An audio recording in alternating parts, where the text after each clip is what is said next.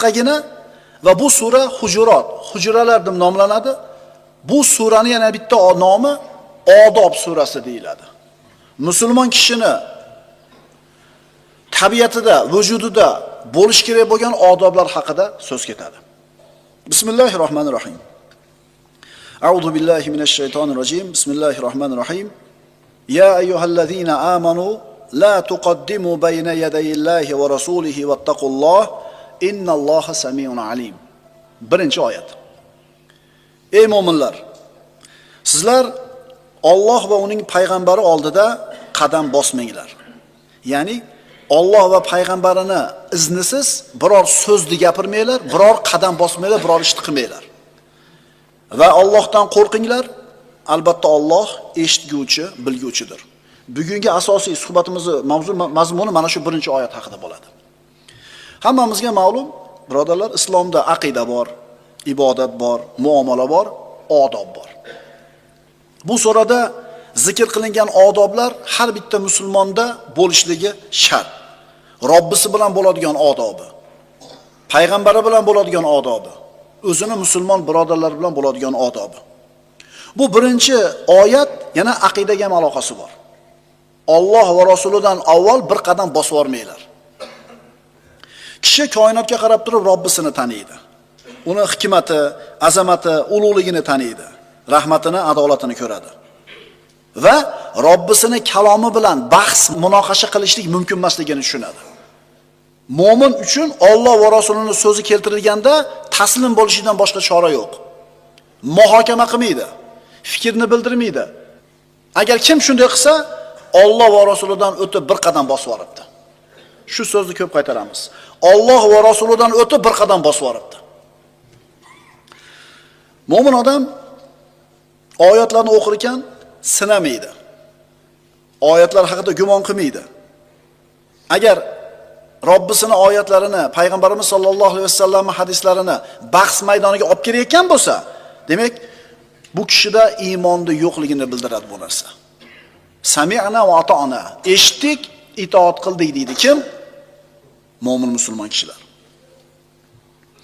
Qur'oni Karim va payg'ambarimiz sollallohu alayhi vasallamning sunnati mutahharasi bergan yechim ne to'g'ri demasdan Alloh va rasulining hukm yechimiga teskari bo'lgan yechimlarni ham to'g'ri deyotgan odam Allohni tanimabdi. Endi uni deganing bilan bizni zamonimizga to'g'ri kelmaydi dedimi? Alloh saqlasin, bu odam Allohni tanimabdi. U odam bolasi yozgan qonuni 20 yil ishlab 21-yil problemasi chiqadi. Har yili qonunni yangilash bor, o'zgartirish ish bor, chunki nuqsonliydi u. Demak, bu sura musulmon kishini Alloh taolo bilan bo'ladigan odobi haqida so'z yuritadi. Kim Allohning yechimidan ko'ra boshqa yechimni to'g'ri deydigan bo'lsa, Allohni tanimabdi bu odam. Shariat berayotgan yechim bizga to'g'ri keladimi, yo'qmi deb o'ylanayotgan bo'lsa, demak bu kishi Allohni tanimabdi. Agar biron bir mushkila bor, islom hal qila olmadi uni, ammo odam bolasi chiqargan qonun hal qildi degan fikrda bo'lsa bir odam, bu odam ham Allohni tanimabdi. Yuragi bir kasal odamni tasavvur qiling. Oldida bir kuchli kardiolog turibdi. Kardiolog aytdi unga, uni ko'rib bo'lganidan keyin, tashxis qilib bo'lgandan keyin, siz yurmang iloji bo'lsa.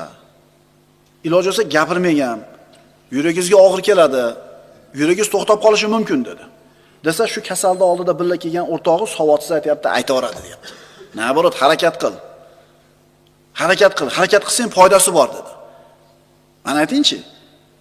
Bu tabibni oldida bu savodsiz odamning gapirishligi nima deyiladi? Bu tabibni bilmabdi kimligini. Bu dardni nimaligini tushunmabdi. Bu tabibni oldida bir qadam oldiga bosib yoribdi. Yuradi, gapiradi, nima bo'ladi? O'ladi. O'ladi. Kim Qur'on va payg'ambarimizning so'ziga xilof yo'l tutgan bo'lsa hayotida, demak Alloh va rasulining oldida bir qadam oldiga bosib yoribdi. Bir kasal tabibning oldiga bordida, kirdi. Tabib uni ko'rganidan keyin kasal aytdi. Men aptekaga borib hozir falon dorini olaman, falon qilib davolanaman dedi. Tabib nima deydi? Nima deydi tabib? Ha, nimaga keldingiz meni oldimga bo'lmasam deydi. Bo'ladigan bo'lsa siz nima qilasiz meni vaqtim olib deydi. Mo'minmizmi? Alloh va Rasulining hukmi turgan paytda biz o'zimizning fikrlarimizni bildirishimiz mumkin emas. Aks holda hozir aytayapmiz, Alloh va Rasulidan bir qadam nima qilibmiz? Oldiga bosib yuboribmiz. Agar Allohning kalomini, payg'ambarning so'zini o'zimizning ilmimizga, tajribamizga, tushunchalarimizga taqqoslayotgan bo'lsak, juda ham katta xato qilamiz. Biz kimmiz, birodarlar? Biz kimmiz? Payg'ambarimiz sollallohu alayhi vasallam gapirayotgan gaplari Robbisi tomonidan yuborilayotgan vahiy. Allohning kalomida, birodarlar, adashlik, botil, nohaqlik bo'lmaydi. Unda ixtilof yo'q, zaiflik yo'q, bironta qarama-qarshilik yo'q. Odam bolasi har qancha ilmli bo'lmasin, har qancha tajribali bo'lmasin, har qancha uzoq umr ko'rgan bo'lmasin, u maxluq. Maxluqni hamma yo'g'i cheklangan. Umri ham, quvvati ham, moli ham, ilmi ham. Ya ayyuhallazina amanu la tuqaddimu bayna yadayillahi va rasulihi. Ey mu'minlar, sizlar Alloh va uning payg'ambari oldida, ya'ni u ikkisining iznisiz biron so'zga yoki ishga qadam bosmanglar. O'zi mo'min odam qanaqa bo'ladi? Allohning so'zi turganda qanday bo'lishlik kerak mavqifi? Astagfirullah. Va ma kana li mu'minin va la mu'minatin idza qada Allohu va rasuluhu amran an yakuna lahumul khiyaratu min amrihim. Alloh va uning payg'ambari bir ishni hukm qilgan, buyurgan vaqtida biron mo'min va mo'mina uchun Allohning hukmini qo'shib o'z ishlarida ixtiyor qilishi joiz emasdir. Ramazon keldi, roza tut deb Alloh buyurdi. Tutsammikin, tutmasammikin? Saratonda bo'lib qoldi-da. Alloh taolo aytdi, 1 yil to'lganda nisob yetgan bo'lsa zakotni ber dedi. Desa, bersammikin? Yo krizis bo'lyapti, ha? Mo'min odamda ixtiyor bo'lmaydi. Mo'min odam eshitdim, itoat qildim deyishlik kerak. Agar o'zini fikrini muqaddam qilsa, Allohdan bir qadam oldiga qadam bosibdi. Bir muslima tabibadan so'rashdi. Ko'p xotinlik haqida fikringiz qanday? Haligi tabiba aytdiki, Alloh Qur'onda muboh qilib qo'ygan narsa ish ustida meni fikrim bo'lish kerakmi dedi. Mana haqiqiy mo'minlarning javobi. Alloh ruxsat berib qo'ygan narsa ustida meni fikrim bo'lish kerakmi? Yana qaytarib aytaman, Alloh va payg'ambarning so'zi turganda mo'min taslim bo'ladi xolos. Fikrni bildirmaydi. Fikrni bildirmaydi. Aytdim-ku, asosiy gap shu haqida bo'ladi bugun. Alloh va Rasulidan bir qadam nima qilibsiz? Ilgarilab ketibsiz, bosib yoribsiz. Masalan, ribo masalasi bor. Alloh taolo ochiqdan ochiq aytib qo'yibdi, yamhaqullohu riba va yurbis sadaqat. Alloh taolo sudxo'rlikni foydasini yo'q qiladi, sadaqalarning foydasini ziyoda qiladi. Pul bor, uni aylantirish kerak. Pul topish kerak, daromad qilishlik kerak. Yaxshi, bu bor, qilish kerak shunaqa. Xo'p, qanday qilsa to'g'ri bo'ladi? Shunda inson o'zini noqis aqli bilan eng zo'r yo'li deydi, prosentga berish ekan deydi. Berasan ekan, ishlamaysan ekan, slov kelganda pulni olasan ekan, zo'r ekan deydi. Yana qaytarib aytamiz, o'zini noqis aqli bilan shu xulosaga keldi. O'zi nima deyishlik kerak edi? Riboga berish mumkinmi? Shariat nima deydi bu masalada deganida to'g'ri bo'lar edi. Alloh taolo aytib qo'yibdi, riboni foydasini Alloh taolo yo'q qiladi. Bu hukm. Nima deydi? Biz deydi, hozir kredit olganlarga yaxshi sharoit qilib berdik. 14%ni 10% ga tushirib qo'ydi desa, xursand, hali prosentga pul olganlar 4% tushib berdi. Voy, musulmon odamgachi 0.1% desa ham olmaydi. Chunki uni ati nima? O'ylanib ham o'tirmaydi. Chunki u fikrini ishlatishi mumkin emas. Mo'minga Allohning hukmi turganda tamom, taslim bo'lishdan boshqa ishi yo'q. Riboga pul berib boyayotganlar ehtimol hozir boyayotgan bo'lib ko'rinayotgandir. Allohning hukmi turibdi, xor bo'lishi aniq. Bu dunyoda ham, oxiratda ham. Faqat masala nimada? Vaqtda, ertagami, lekin xor bo'lishida shubha yo'q. Yana qaytarib aytamiz, inson o'zini ojiz aqli bilan, noqis aqli bilan Allohning hukmi turganda o'zi mulohaza qilsa, yutqizadigan faqat o'zi bo'ladi xolos. Undan tashqari odam bolasini o'zini aqliga suyanib chiqargan hukmlari faqat shu dunyosini muolaja qilish uchun chiqarilgan hukm bo'ladi. Oxirat haqida o'ylamaydi inson. Mana o'zini aqliga suyanib turib chiqarilgan hukmlarni qoidalardan bittasi inson hur, o'zi xohlaganda yashash kerak. Hur inson oila qilish qilmaslik ixtiyorida. Xolasa bir necha bir jinsiy partnyorlari bo'lishi mumkin. Xo'p, nima bo'ldi? Shu xulosaning orqasidagi natija zino ko'paydi. G'alati zinolar ko'paydi. Jinsiy kasalliklar ko'paydi. Erkak erkakka uylandi, ayol ayolga uylandi. Insoniyatda tomiriga bolt urildi.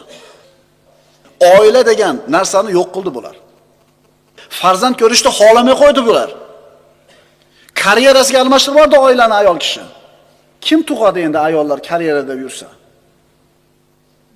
Yana qaytarib aytaman, o'zlari o'ylab topgan qonunlar bilan jamiyatni tartibga keltirishib oluvdi.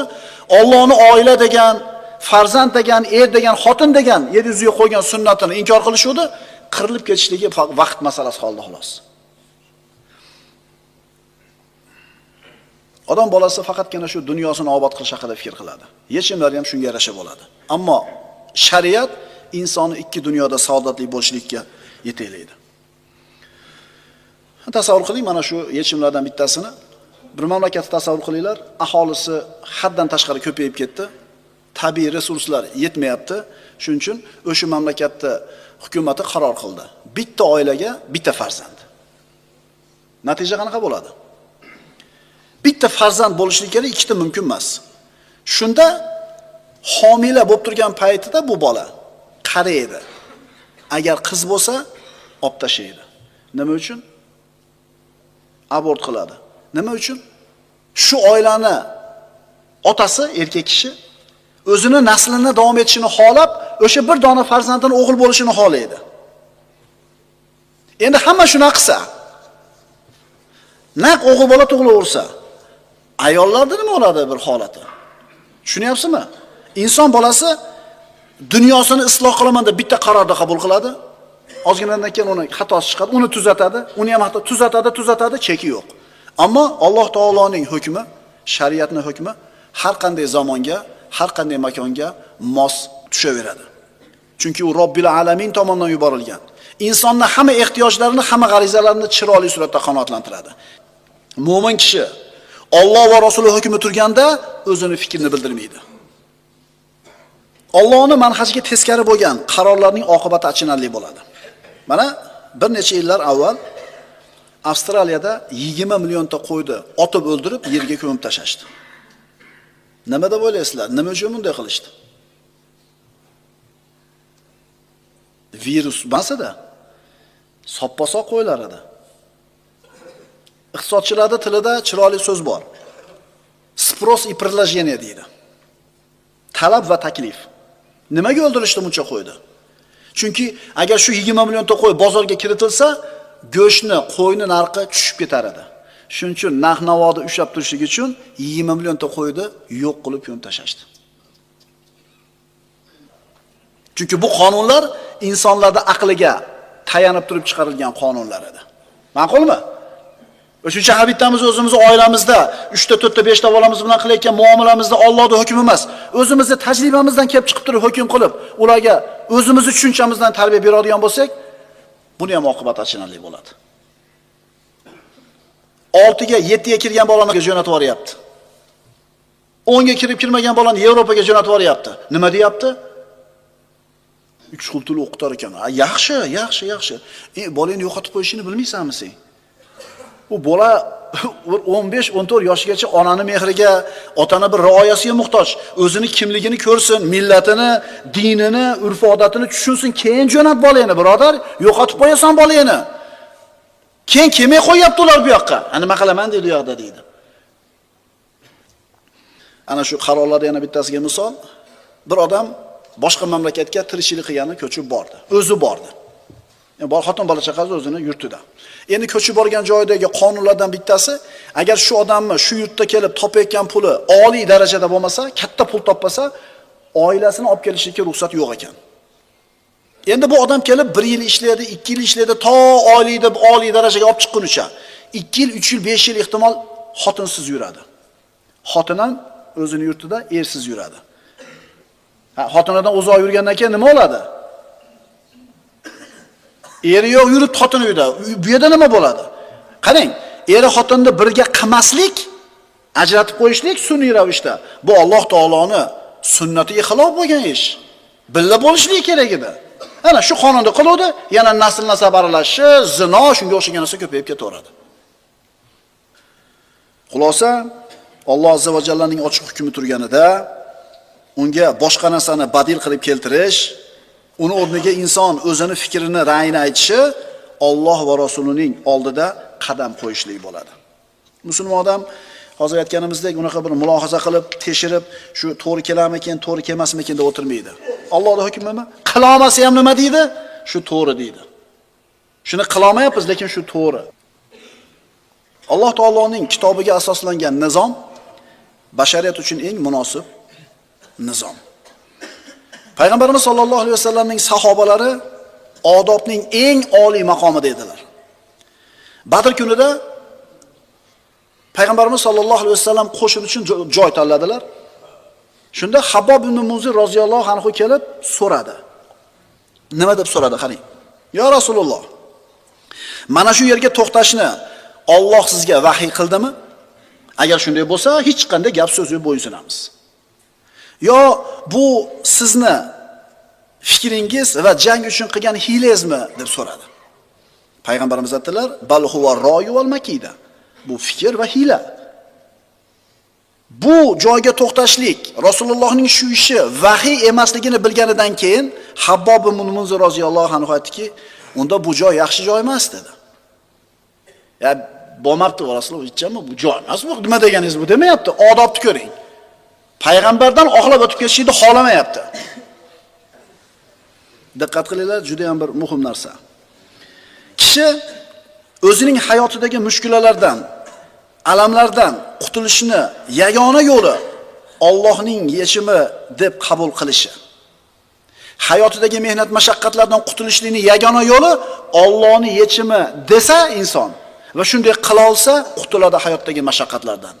Agar unday demasa, o'zini kallasi bilan yechim chiqaraman desa, bu odamning mushkulasi tugamaydi. G'arblik mutafakkirlardan bittasi o'zini Al-Insan Zalikal Majhul degan kitobida shunday bir fikrni keltiradi. Ya'ni jamiyatda ajrashishlar ko'p, oilalarda buzilish ko'p, bolalar yetim bo'lib ketayotganligi ko'p. Shu muammoni ko'rib, uzoq o'ylanib, izlanib, bir tadqiqot olib borgandan keyin xulosasini qarang. Erkak kishi o'zining ayolidan boshqa ayollarga qaramasligi ko'p mushkulalarning yechimi degan xulosaga keldi. G'ozzul basar. Erkak ko'zini tiysa, juda ko'p muammolarimiz hal bo'lar ekan deyapti. Islom erkakdan nimani talab qiladi? Ayni shu narsani talab qiladi. Ayoldan ham shu narsani talab qiladi. Erkak ham, ayol ham nima qilsin? Ko'zini tiysa, bularning yutida to'lib toshib ketgan muammolar bizda bo'lmaydi. Ma'qulmi? Mana G'arbda turli bahonalar bilan vechirinkalar o'tkazadi. Tug'ilgan kun, 50 yil, 60 yil, qandaydir bir prezentatsiya. Xullas, erkak ayol yig'ilib vechirinkaga yig'iladi. Ya'ni o'zini ham ko'rsatib beradi, boshqalarni ham nima qiladi?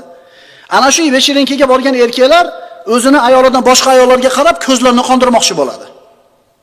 Ixtilot, erkak ayol aralashadi, bir-biri bilan gaplashadi, vechirinka tugagandan keyin nima bo'ladi?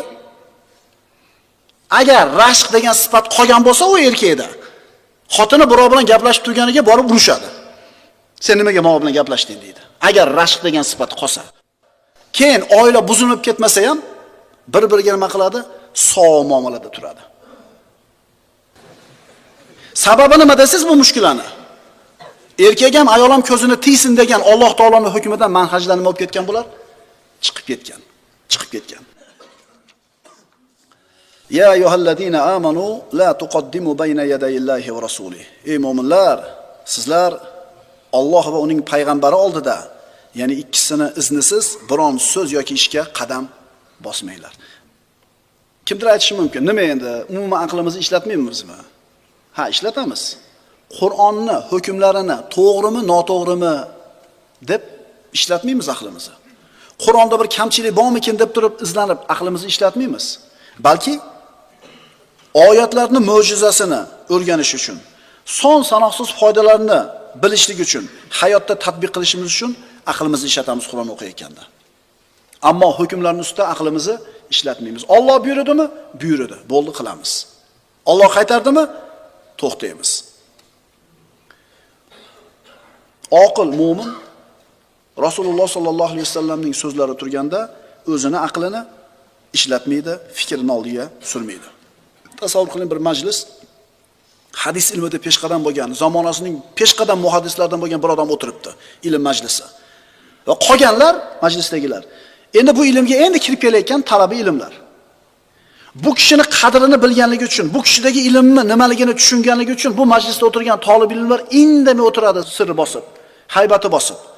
Endi kimdir gapirsa, hadis ilmi haqida bu olim turganda gapirayotgan bo'lsa, demak bu odam bu olimning qadriga yetmabdi. Qadr qiymatini bilmabdi. Agar bilganda gapirmas edi. Yana qaytaramiz, Allohni payg'ambarda hukmi turganda fikringizni aytyapsizmi? Demak, Allohni va payg'ambarning kimligini tanimabsiz. Qarang, o'zingizdan ko'ra ilmliroq bo'lgan bir odam oldida shunday turishingiz kerak siz. Sizdan ko'ra ilmliroq bo'lgan odam oldida shunday bir turishingiz kerak, jim odob bilan. Endi Alloh va payg'ambarning oldida qanday turish kerak? Agar biz payg'ambarning so'zidan, Alloh taoloning so'zidan fikrimizni ustun qo'ysak, kim bo'lamiz? Ya ayyuhallazina amanu la tuqaddimu bayna yadayillahi va rasulihi. Ey mu'minlar, sizlar Alloh va uning payg'ambari oldida, ya'ni ikkisining iznisiz 6-oyatiga keldik. Oyatda shunday deyiladi. Astagfiru billah. Ya ayyuhallazina amanu in ja'akum fasiqun binaba'in fatabayyanu an tusibu qauman bijahalatin fatusbihu ala ma fa'altum nadimin. Ey mu'minlar, agar sizlarga bir fosiq kimsa biron xabar keltirsa, sizlar haqiqiy ahvolni bilmagan holingizda biron qavmga musibat yetkazib qo'yib, qilgan ishlaringizga afsus, nadomat chekib qolmasliklaringiz uchun ana shu xabarni tekshirib olinglar. Mana shu oyatga kelib to'xtagan edik. Bu oyatning nozil bo'lishligining sababi nuzuli. Payg'ambarimiz sollallohu alayhi vasallam Valid ibn Uqba ismli sahobasini bir qavmni zakotini yig'ib kelishligi uchun yubordi. Ibn Kasir aytadi, ko'p mufassirlar bu oyat Valid ibn Uqba haqida nozil bo'lgan deyshadi. Rasululloh mana shu sahobasini bir qavmni zakotini yig'ib kelishlikka yuboradi. Imom Ahmad bu qissani o'zini musnadida keltiradi. Xoris ibn Ziror al-Xuzoidan. Xoris roziyallohu anhu aytadi, Rasululloh sollallohu alayhi vasallamning huzuriga keldim. U zot meni islomga chaqirdi, men islomga kirdim. Meni zakotga chaqirdilar, unga ham iqror bo'ldim. So'ngra aytdim, yo Rasululloh, men o'z qavmimga borib ularni islomga da'vat qilay, zakotni berishlikka da'vat qilay. Agar ijobat qilsa, zakotini yig'ib to'plab turaman. Siz o'zingiz bir odamingizni yuborasiz, kelib olib ketadi. Rasululloh ruxsat berdilar. Xoris roziyallohu anhu borib qavmini islomga da'vat qildi, ular musulmon bo'lishdi. Keyin zakot berishlikka chaqirdi, zakotlarni ham berishdi. Zakotlarni yig'ib Rasulullohni yuboradigan odamini kutib o'tirdi. Belgilangan vaqtda u Rasulullohni yuborgan kishisi kelavermadi. Shunda Xoris roziyallohu anhu bizdan bir xato o'tdimikin? Rasulullohdan bir norozilik bir sodir bo'lib qoldimikin bizga nisbatan dedi-da, qavmni ulug'larini chaqirib yuringlar, biz o'zimiz olib boramiz dedi.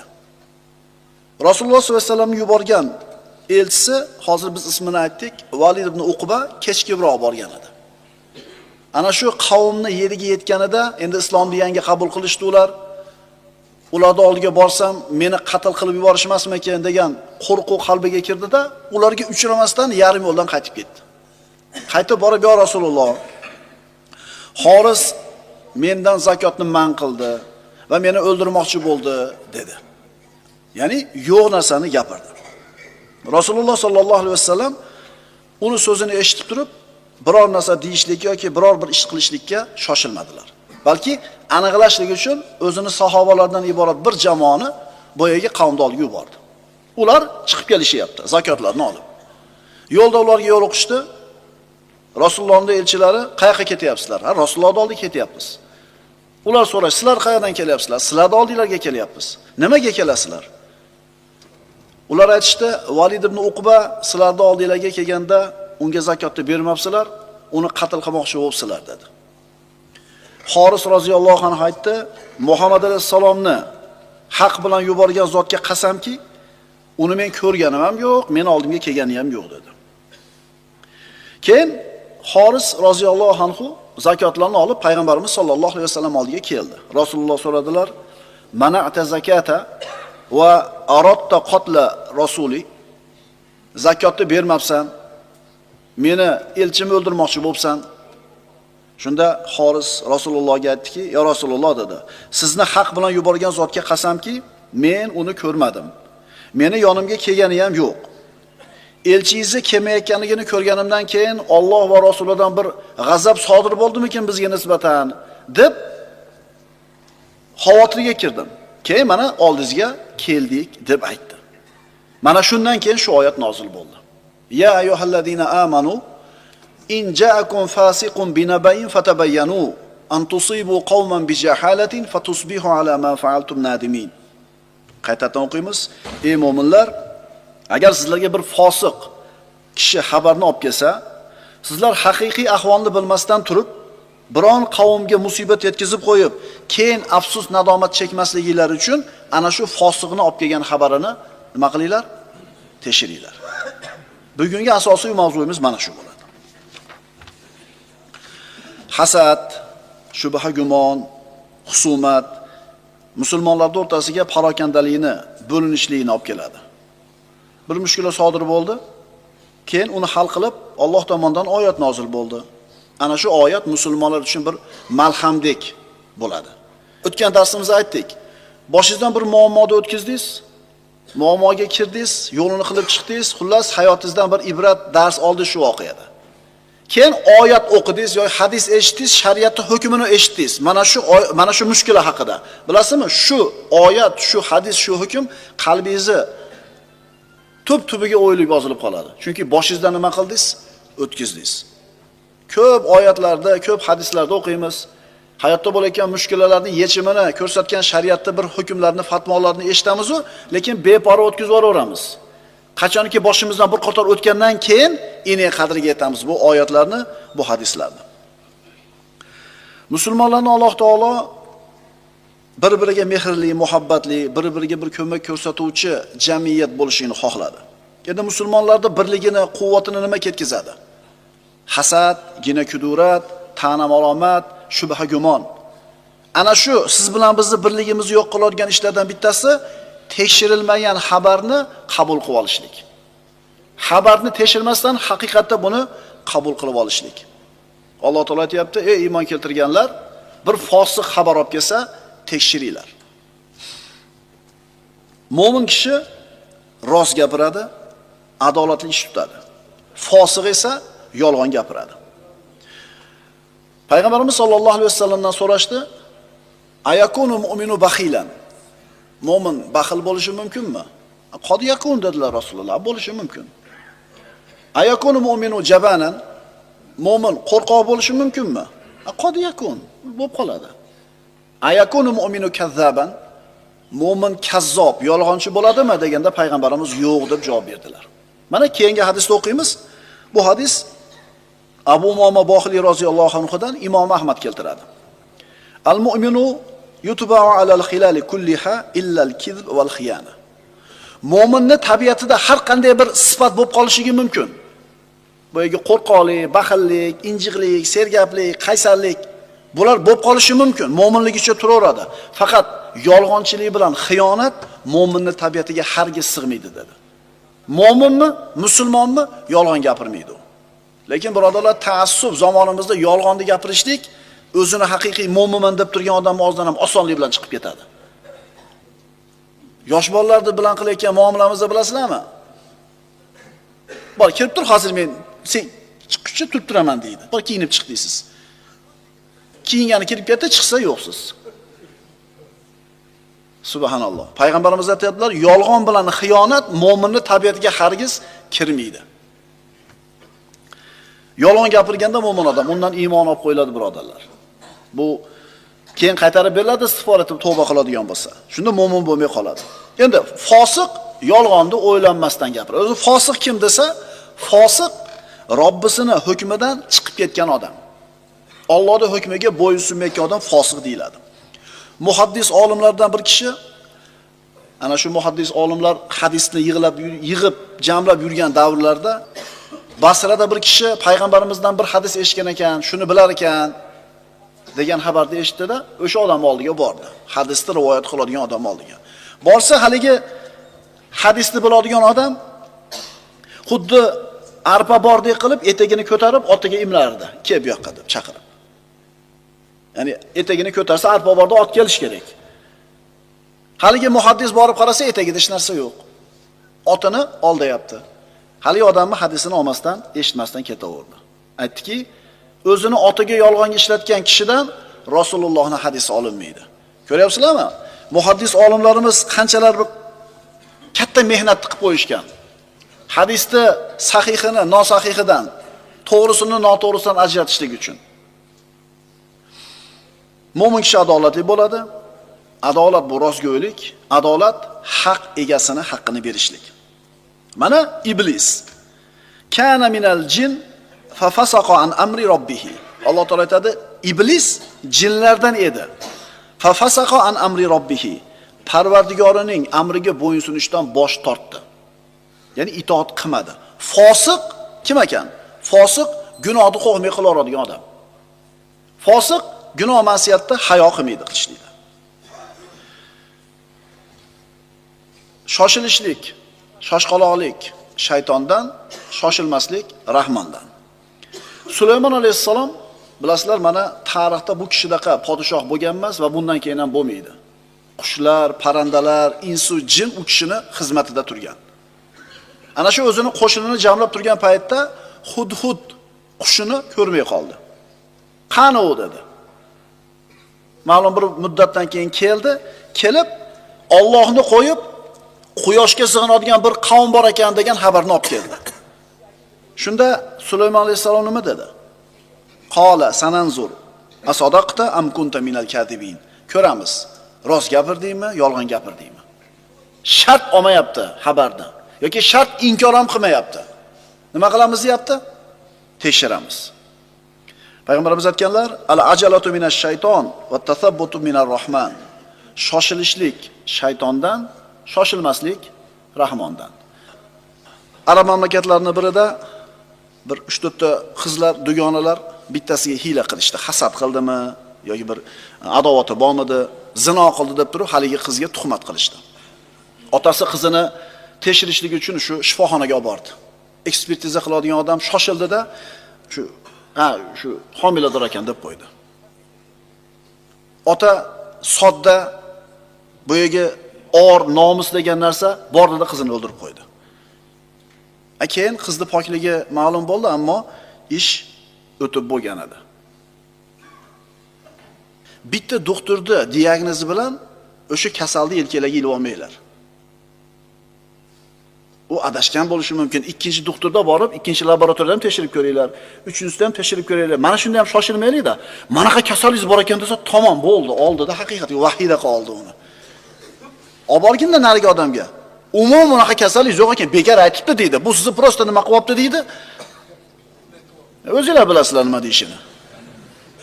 Olaverasiz dorini, endi mana qilib ko'ramiz. Bo'lmadi. Bitta joyda aytilgan analiz bilan o'zingizlar shu kasal benda bor davominglar, shoshilmanglar mana shu masalada ham. Demak, shoshilishlik shaytondan, shoshilmaslik Rahmondan. Kishini jamiyatda tutgan martabasi, mavqei va qancha katta bo'lsa, shunchalar shoshilmasligi zarur. Mana bu oyat, birodarlar, mu'min uchun manhaj. Endi qancha bir oilalar buzilib ketgan, yolg'on xabar tufayli. Qancha odamlar o'rtasida buzilib ketgan muomalalari, tekshirilmagan xabar tufayli. Shuning uchun qaytarib aytaman, odamlarning ustida turgan, rahbar bo'lgan, qozi bo'lgan, odamlarning ishi o'zini qo'lida ushlab turgan odamlar kelgan xabarni tekshirmasdan qaror qabul qilgani shoshilmaslik kerak. Chunki har bitta qabul qilingan qaror uchun qiyomatda javob beriladi. Mavqeingiz qanchalar ulug' bo'lsa, shoshilmasligi shunchalar qattiqroq bo'lishligi kerak. Ikki xil odam. Bittasi qanaqa xabar kelsa, tekshirmay shart haqiqat deb qabul qilib olaveradi. Ikkinchisi qanaqa xabar kelsa, tekshirmasdan yolg'on deb qabul qilmay qo'yaveradi. Shart qabul qiladi yo shart qabul qilmaydi. Mo'min unaqa bo'lmaydi. Tekshirmasdan turib inkor ham qilmaydi, tekshirmasdan turib Ya ayyuhallazina amanu in ja'akum fasiqun binaba'in. Ey iymon keltirganlar, agar bir fosiq sizlarga bir xabarni olib kelsa, keyin qilib qo'ygan ishingizdan pushaymon yemaslik uchun xabarni tekshiringlar.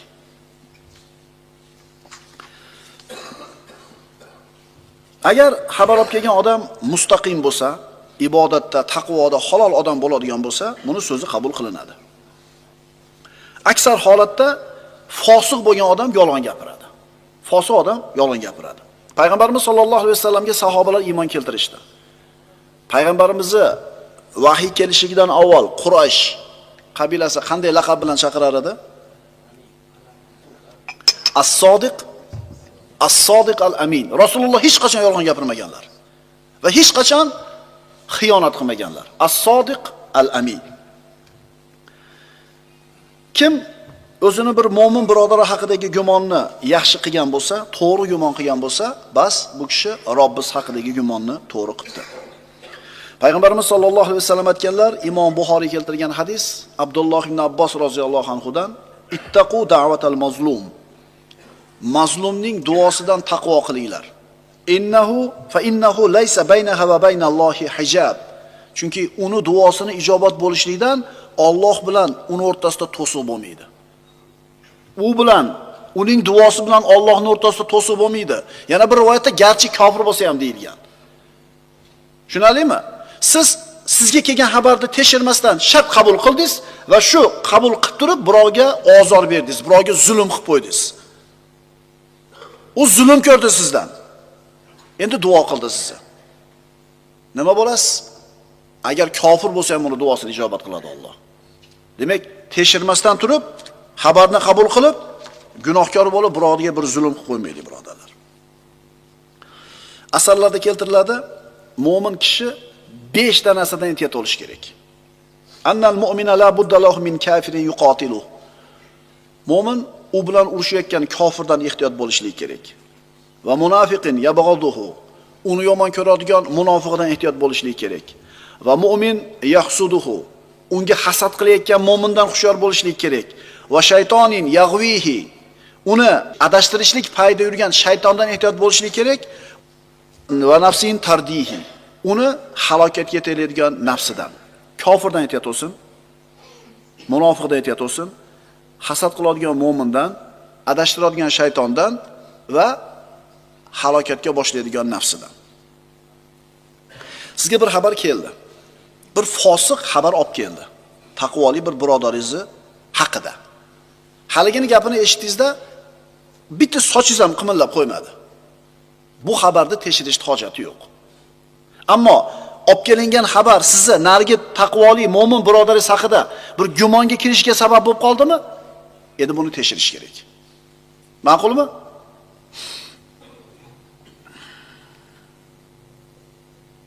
Tekshirish, aniqlash, dalil talab qilishlik lozim. Agar dalil so'ralmagandachi, har kim xohlagan gapini kelib gapiraverar edi. Shuning uchun birodarlar, qozi bir kishi keldi, shikoyat qilib, bir hurmatli, nasl nasabli, bir sharafli kishi ustidan. Qozi boyaga shikoyat qilayotgan odamdan katta mablag'ni olib qo'yadi bu yoqqa garov qilib. Agar uni qilgan da'vosi rost bo'lib chiqsa, qaytarib beradi mablag'ini. Agar hujjat dalilsiz da'vo qilayotgan bo'lsa, boyaga mablag' qoladi. Tushunalingmi? Toki to'g'ri kelgan odam, to'g'ri kelgan odamni mahkamaga, sudga nima qilavermasin? Chaqiravermasin.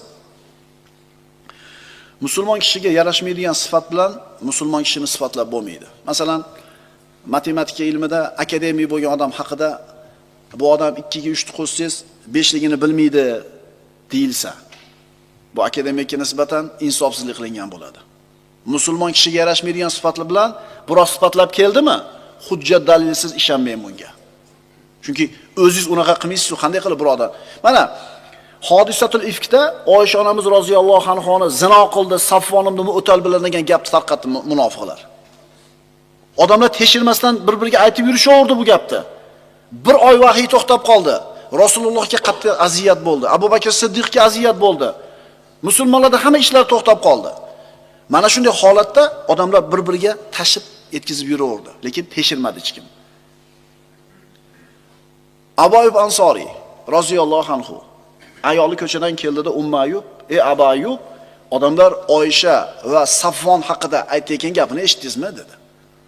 Ha, nima qilibdi? Ha, qaraya. Hamma aytayaptimi? Demadi. To'xtadi ayoliga. Sen shu ishni qilarmiding dedi. Alloh saqlasin dedi. Men shu ishni qilarmidimmi dedi. Alloh saqlasin dedi. Oysha sendan yaxshi, Safvon mendan yaxshi dedi.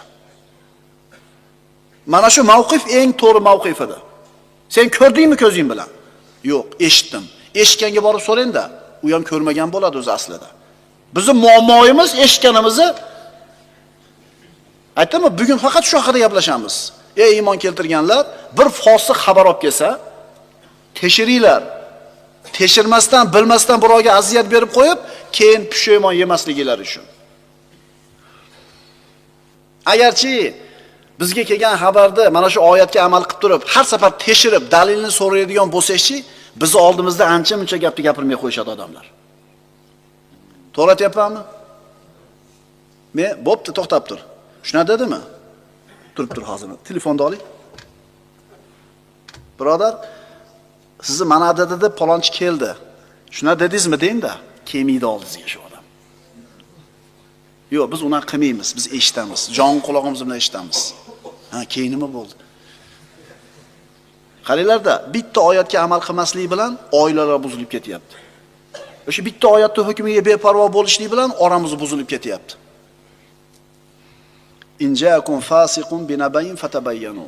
Agar bir fosiq sizlarga xabar olib kelsa, nima qilinglar? Tekshiringlar. Ayniqsa birodarlar, xabarni tekshirishlik hozirgi zamonda nihoyatda bir zarur bo'lib ketdi. Chunki ommaviy axborot vositalarining imkoniyati juda keng. Xabar tarqatishning imkoniyatlari juda ham bir katta bo'lib ketdi. To'g'rimi? Bitta videoni bosib qo'yasiz YouTube'ga, bo'ldi, dababit video deydi, ketdi shu bilan. Uni kim qo'ydi? Kim tekshiradi? Senzura bormi? Bitta odamning hayoti barbod bo'lib ketishligi, badnom bo'lib ketishligini hech kim o'ylamaydi.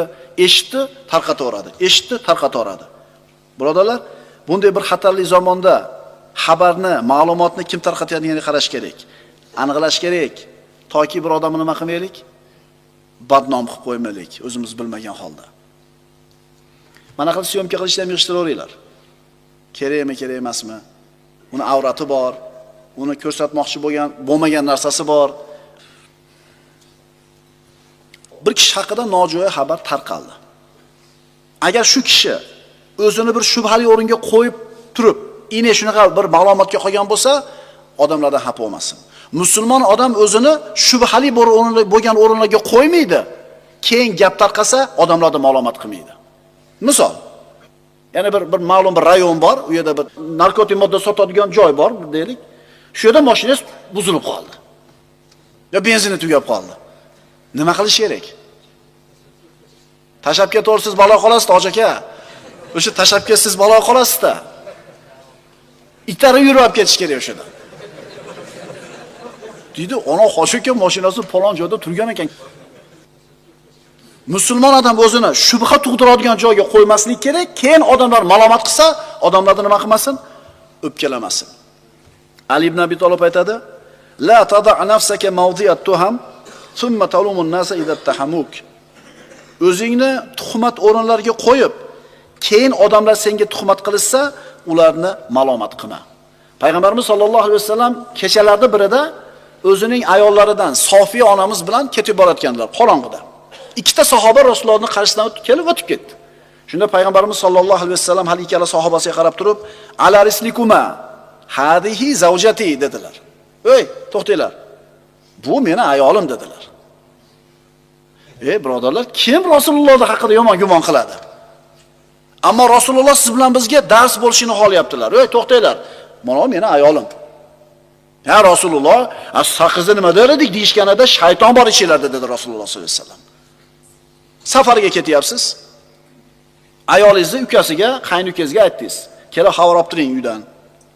Men 3-4 kun yo'q bo'laman." Ketdingiz. Endi qo'shnilar sizni qaynukangizni tanimaydi. kunda, 2 kunda bir kelib mashina 1 soat, yarim soat turib, begona mashina erkak kirib chiqyapti, begona mashinada. Endi nima deb o'ylasin qo'shnilar? Ha? Sizdan xato sodir bo'ldi shu yerda. Aytishingiz kerak edi, qo'shin chaqirib, birodarlar, men bu paloncha kunga safarga ketyapman. Men qaynukamga aytdim, kela qarab turadi, mana odam deb tanishtirib qo'yishingiz kerak edi, lekin sizni oilangiz haqida yomon gumon, noto'g'ri bir shubhalar paydo bo'lmasdi. Ma'qulmi? Musulmon kishi odamlar ikki xil tushunishi mumkin bo'lgan ishni qilmaydi. Bir ish qildingiz, odamlar har xil tushunib qoldi. Shunaqa ishni qilmaydi musulmon. Muaviyat ibn Abu Sufyon roziyallohu anhu mana daholardan bo'lgan, o'zini vaziri Amr ibn al-Osga aytayapti, bu ham daholardan bo'lgan. Ey Amr dedi Muaviyat roziyallohu anhu, seni daholiging qay darajada? Amr ibn al-Os javob berdi, qanday bir noqulay ahvolga kirib qolgan bo'lsam, undan chiroyli chiqib ketishlik yo'lini topganman. Mushkilga kirgan bo'lsam, chiroyli chiqib ketganman. Muaviya roziyallohu anhu aytdi, sen daho emas ekansan. Meni noqulay ahvolga kiritib qo'yadigan ishni qilgan emasman dedi. Ma'qulmi? Aqlli odam muammoga kirib qolsa chiqib ketishlikni eplaydi. Dono odam o'sha muammoga kirmayla qo'yaveradi. Alloh taolo Muhammad surasida marhamat qiladi, sayahdihim va yuslihu balahum. Alloh ularni hidoyat qiladi va aqllarini yoki ishlarini isloh qiladi. Alloh azza va jalla aqlning salomatligini hidoyat darajasiga ko'tardi. Aqlning sog'lom bo'lishligi hidoyat darajasiga ko'tarildi. Mana qarab turing. Birovga qarz berdingiz, shariatda aytilganda yozib qo'ydingiz. Alloh sizni hidoyat qildi, aqlingizni isloh qildi. Xotirjamsiz. Chunki qarzni berding, yoz yoki guvohlikni keltir dedi, shunga amal qildingiz, Alloh sizni hidoyat qildi, xotirjamsiz. Musulmon kishi Alloh azza va jallani hukmi bilan yashar ekan, qalbi tamomiy xotirjam bo'ladi. Chunki inson uchun nima salohiyatli bo'ladigan bo'lsa, Alloh taolo shariatida aytib qo'ygan.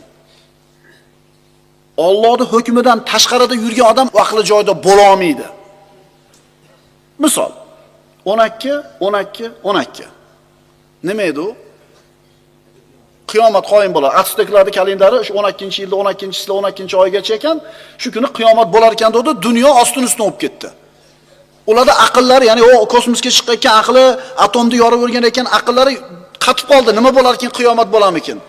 Asteroid uchib kelyapti ekan, monchadan keyin yerga tegar ekan, tugar ekanmiz desa, ularda nima bo'ladi?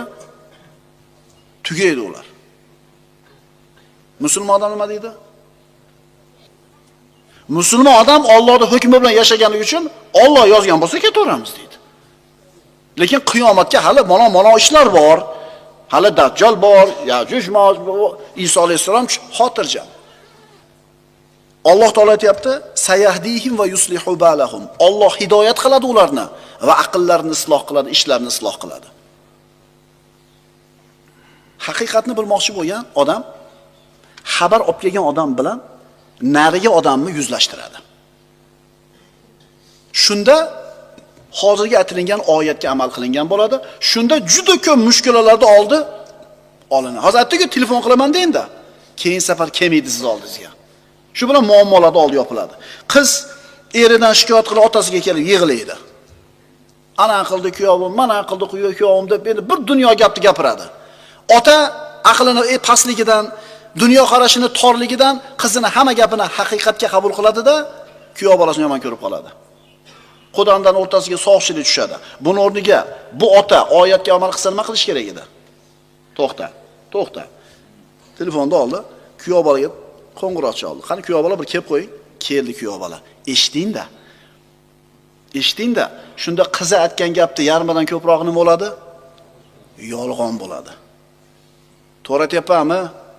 Shuning uchun qizi xafa bo'lib kelgan otalar darrov hukm chiqarib olishga shoshilmasdan, ikkinchi tomonda ham nima qilaylik? Eshitaylik. Xabarni tekshirmasdan turib qabul qilish ham haddan oshishlik. Xabarni tekshirmay turib uni rad qilish ham haddan oshishlik. Payg'ambarimiz zamonida biror mushkula bo'lsa, Alloh taolo vahiy tushirib hal qilib qo'ydi. fosig'ida xabarini yolg'onligini bildirdi.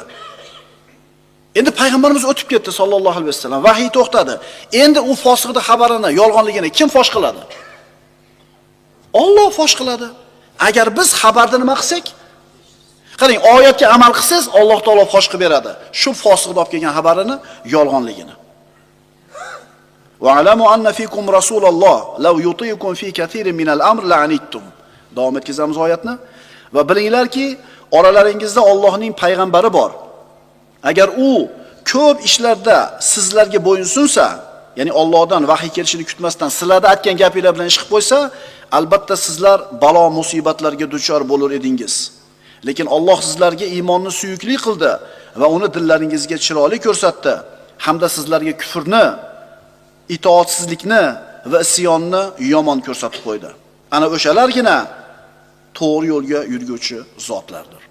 Bugungi suhbatimiz, birodarlar, ey iymon keltirganlar, agar bir fosiq sizlarga xabar olib kelsa, bir qavmga haqiqatni bilmasdan turib aziyat yetkazib, keyin afsus nadomat chekmasliklari uchun xabarni nima qilinglar?